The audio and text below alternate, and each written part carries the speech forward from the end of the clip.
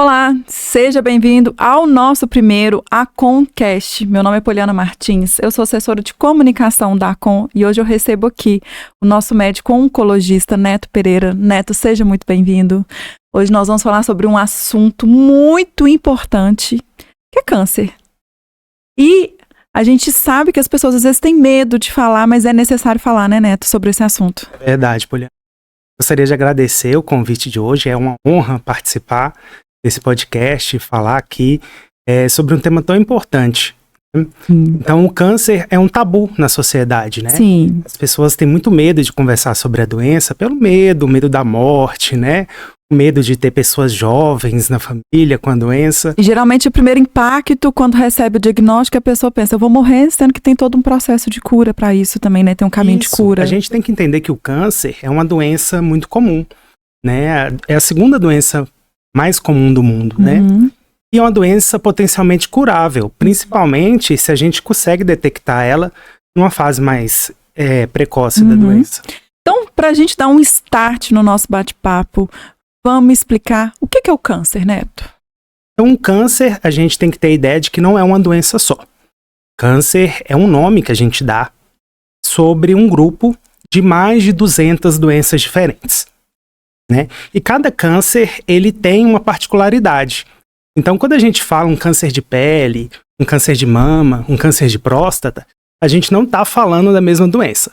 A gente está falando de um grupo de doenças diferentes. E mesmo se a gente separar um tipo específico de doença, por exemplo, o câncer de mama, a gente tem vários tipos diferentes de câncer de mama. E cada um tem a sua forma de tratar, o seu tratamento adequado. Entendi. Neto, e vamos falar então, explicar o que causa o câncer. Tem fatores externos e internos, né, do organismo da pessoa que interferem no desenvolvimento dessas células? A gente costuma dizer que o câncer ele é multifatorial. Existem vários fatores que causam a doença. O principal são as causas externas, né, que a gente considera exposição a hormônio, hábitos pouco saudáveis de vida, como beber, né? A gente sabe que a bebida, mesmo em pequenas quantidades, aumenta o risco para a doença. O cigarro é o grande vilão. O cigarro tem mais de 4.700 substâncias. E agora está na moda aquele cigarro eletrônico? Que aumenta o risco da mesma forma, né?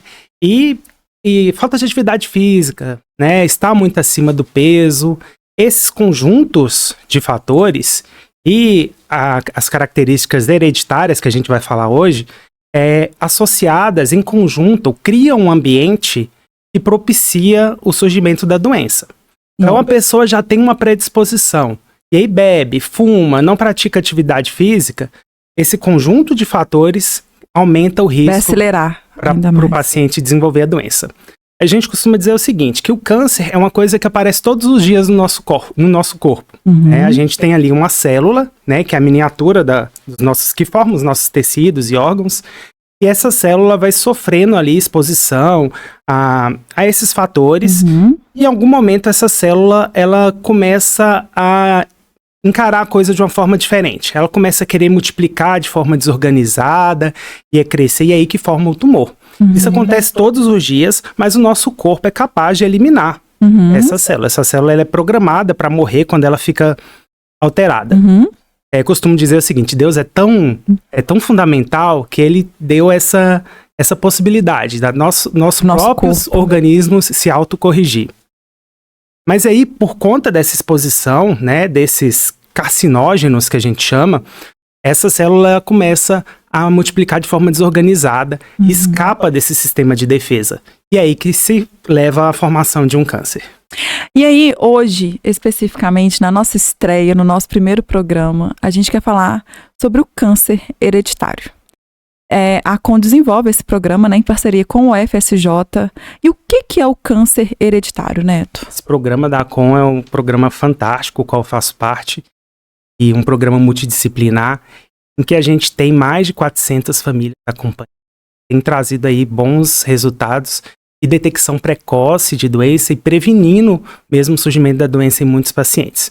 Quando a gente fala de câncer de hereditário, nós estamos falando de uma alteração genética que a pessoa tem e que leva ao aumento do risco de aparecer o câncer e que essa possibilidade ela é transmitida em uma geração, entre as gerações de uma mesma família. Né? Vale ressaltar que 90% de todos os casos de câncer, 95% de todos os casos de câncer, está relacionado a esses outros fatores que a gente comentou. Falta de atividade física, obesidade, etilismo, tabagismo, a radiação solar. Mas cerca de 5% e até em alguns estudos 15% de todos os casos de câncer são de causa hereditária. Existe uma grande confusão, né, a maioria das pessoas de achar que todo câncer é hereditário, mas isso não é uma verdade. Todo câncer ele tem um componente genético, ou seja, a sua célula ela vai danificar e vai levar a uma formação de um câncer. Na maioria das vezes isso é pelas causas externas, mas acontece nessa pequena população dessa causa ser herdada.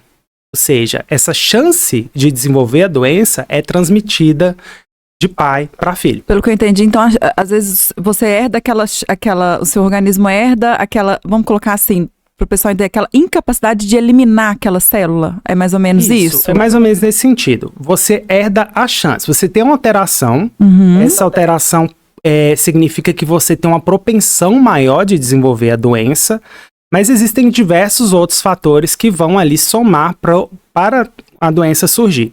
Então, por exemplo, o câncer de mama. O câncer de mama é uma doença que o risco para uma mulher, com bom estado de saúde, pelo simples fato de ser uma mulher, o risco para o surgimento do câncer de mama é em torno de 10% a 12% ao longo da vida. Esse risco vai aumentando conforme a idade vai passando.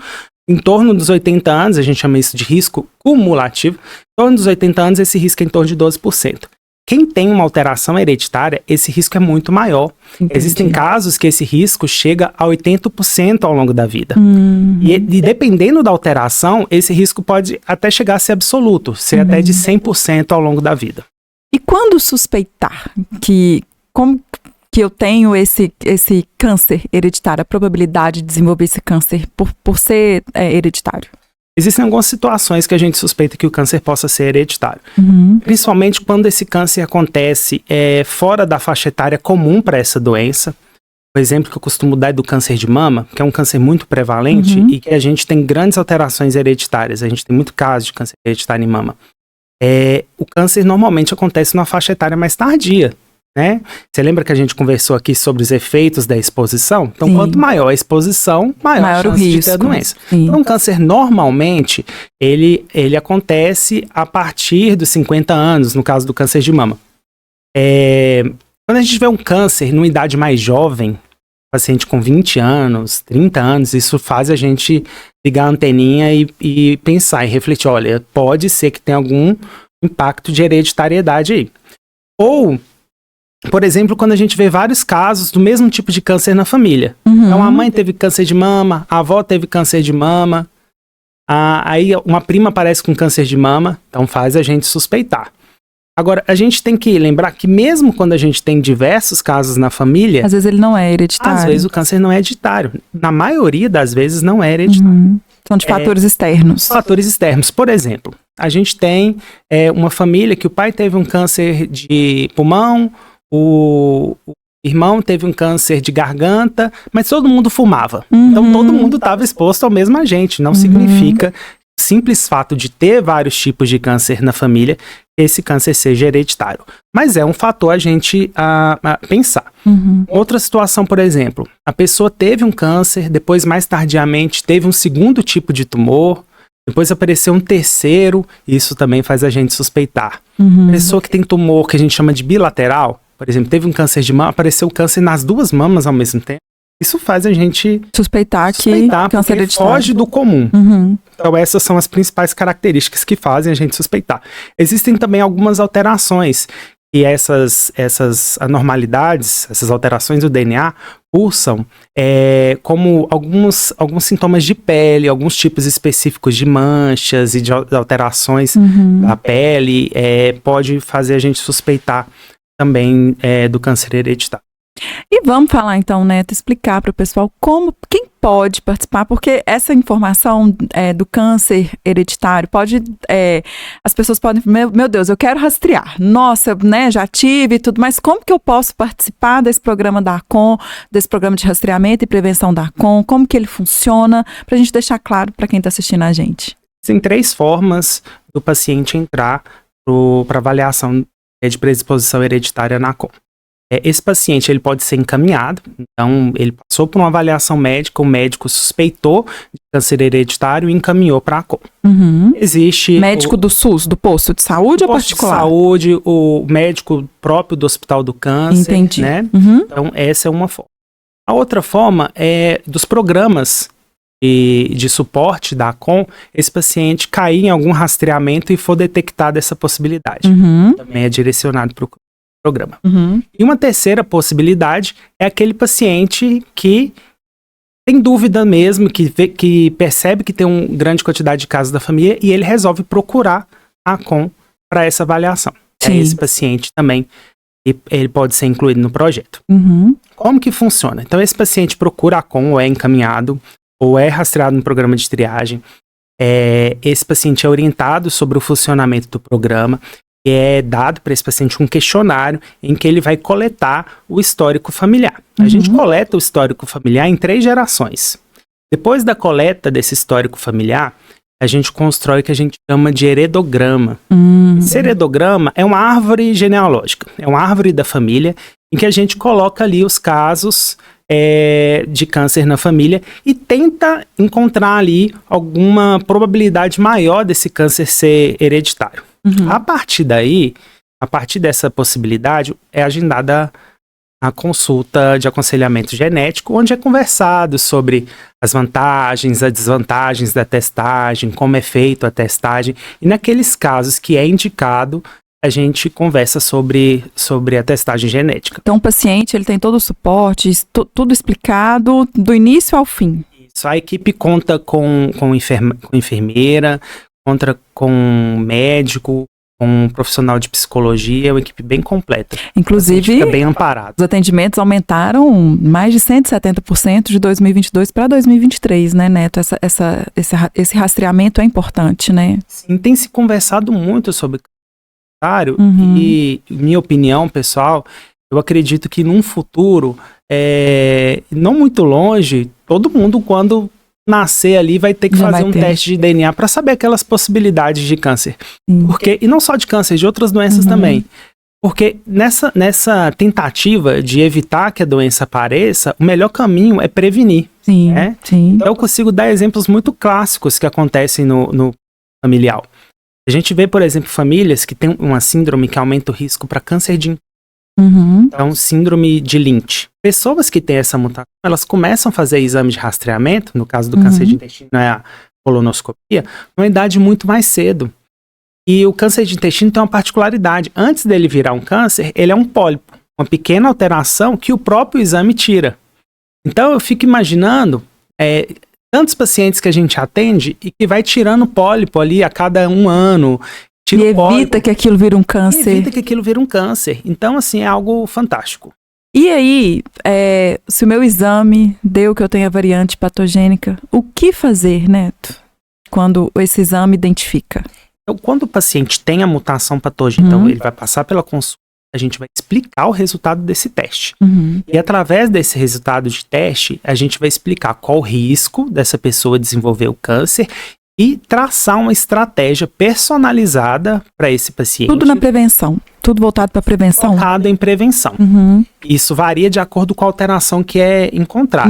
Sim. Então, algumas alterações, por exemplo, a gente conversa sobre cirurgias preventivas, como por exemplo, em alguns casos, até a necessidade de fazer uma cirurgia para retirada. A gente teve recentemente aquele caso da Angelina Jolie, que traçou, né, e tirou as 2 mamas, não é? Isso entra também como um exemplo? Esse é um exemplo clássico, né? E foi quando o mundo começou a olhar, acho importante esse caso da Angelina Jolie, porque o mundo começou a olhar sobre a importância disso, né?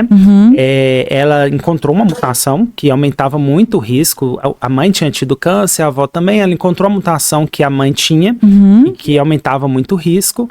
E ela viu que o risco era muito alto e após essa consulta de aconselhamento genético, ela achou interessante operar cirurgicamente as mamas como forma de prevenção, né? Mais tardiamente, ela viu que essa mesma alteração também aumentava risco para câncer de ovário e ela acabou tirando os ovários. Isso é uma escolha muito individual da pessoa, mas a grande justificativa e o motivo da consulta é justamente isso. É você esclarecer, trazer as informações, né, e traçar um plano ali. Um plano para essa pessoa, para que ela não venha a ter câncer, ou se ela vier a ter câncer, que a gente consiga detectar numa fase muito inicial. O câncer, diagnosticado na fase inicial, ele tem mais de 95% de chance de cura. Já numa fase tardia, as chances diminuem bastante. Por isso que é tão importante a gente falar sobre câncer, falar sobre prevenção e as pessoas perderem esse medo, né, de ir nesse rastreio, de ir nessa prevenção, né? Porque a gente vê casos de pacientes que fazem mamografia desde os 35, um ano não tinha, no outro ano já tinha, já pega o câncer ali bem no início. Isso é muito importante, as pessoas perderem esse medo de falar sobre câncer. A gente tem que falar, né, e conscientizar, porque o câncer tá aí, né? A gente não pode fechar os olhos, né? Como eu disse, é a segunda doença mais comum do mundo, né? E hoje os tratamentos estão muito acessíveis, evoluídos. E a gente sabe também que quando identifica no início, é um tratamento menos oneroso, menos agressivo, né? Também, né? Dependendo do... Bem menos, né? Então, câncer, na maioria dos casos, né? A gente tá falando de um grupo de mais de 100 diferentes, mas na maioria dos casos, o tratamento inicial pode ser uma cirurgia. Quando a gente detecta uma doença mais tardia, vai precisar de uma quimioterapia, uma radioterapia e outros tratamentos. Sim. Neto, pra gente finalizar esse bate-papo gostoso com o nosso pessoal, fatores externos, vida saudável, faz a diferença? A gente tá vendo aí esse movimento, pessoal lotando as academias, mas ainda tem aqueles que não gostam, mas isso faz a diferença na hora que quando o assunto é câncer? Faça total diferença. Eu sei que mudar hábito de vida é muito difícil. Às vezes a gente tomar um remédio ali ou fazer uma quimioterapia é muito mais fácil do que você procurar fazer uma caminhada, fazer uma atividade física. E realmente mudar hábito é o mais difícil de todo o tratamento do câncer. Mas é muito importante, né? Assim, para alguns cânceres, a atividade física diminui o risco. Tem muita gente que acredita que não vai fazer diferença. Eu ir a pé da minha casa para o meu trabalho não vai fazer diferença, mas já é uma caminhada. Colocar um tênis, uma roupa confortável já é uma caminhada, já... Assim, é uma caminhada, mas não é o que é recomendado. O recomendado é que a gente tire um tempo para isso. É um tempo para você cuidar de você. Então é bom a gente deixar isso até claro para tirar nem que seja 1 hora por dia para cuidar de você. Tira 1 hora por dia, né? Uma caminhada, uma dança, ginástica, pilates, hidroginástica, qualquer atividade física, desde que você tire aquele momento, 1 hora por dia. Alimentação também. A alimentação é extremamente importante, né? Então, evitar comida de fast food, essas comidas prontas para consumo, né? Rica em nutrientes pouco saudáveis, né? Enlatados, sódio, embutidos. muito sódio. Isso faz mal e para diversas outras situações de saúde. Isso faz a diferença. Faz total diferença. Cigarro, então, nem se fala, né? Bebida alcoólica também. Bebida alcoólica, mesmo em pequenas quantidades, aumenta o risco do câncer. Bebida alcoólica, ela tá muito inserida no contexto social, né? Mas eu acredito, e é uma opinião minha, e os estudos cada vez têm mostrado mais isso, que quanto maior a exposição ao álcool, maior o risco. Assim como hoje a gente condena o cigarro, o álcool vai tá caminhando para esse caminho e tá indo para esse caminho. Exposição solar, né? Importante. O sol, por exemplo, tem muita radiação, né? Protetor solar, usar protetor boné, solar, chapéu, boné, né? Para poder tentar diminuir aí essa exposição aos raios solares. Sim, a gente acha que não vai fazer diferença, mas lá na frente faz. Faz a total diferença. Sim. E nós vamos ficando por aqui. Quer acrescentar alguma coisa, Neto? Deixar algum recado para os nossos internautas, para os nossos ouvintes, para quem está nos assistindo? Eu quero reforçar a importância de manter hábitos saudáveis e saber que nosso corpo é o nosso templo. Então a gente deve cuidar do nosso corpo. Então nós vamos ficando por aqui e até a próxima. Tchau.